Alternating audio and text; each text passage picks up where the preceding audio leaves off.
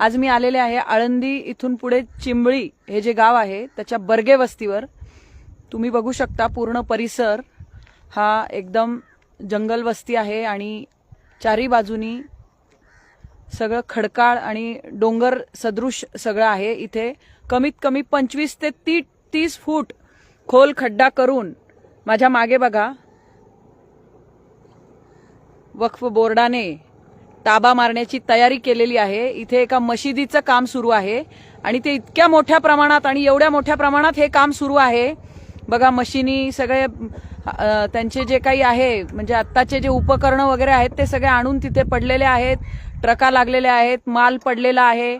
या ठिकाणी इथल्या ज्या तहसीलदार आहेत ज्योती देवरे मॅडम यांना मी विनंती करते की या कामावर स्टे आला होता, थांबवायला सांगितलं होतं, तरी देखील काम त्यांचं जोरात सुरू आहे।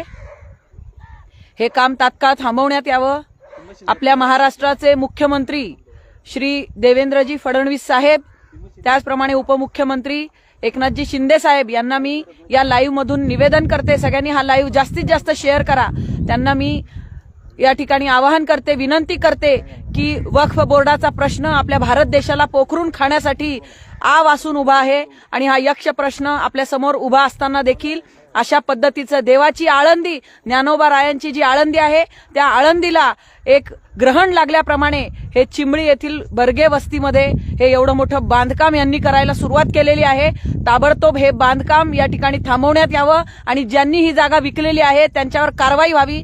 त्यांनी जागा मालक असल्यामुळे जागा जरी विकलेली असेल तरी ती कुणाला विकताय किंवा याच्यामुळे आपल्या इतर लोकांना, इतर आपल्या हिंदू धर्मियांना काय त्रास होणार आहे याचा विचार न करता त्यांनी या लोकांना ही जागा विकलेली आहे।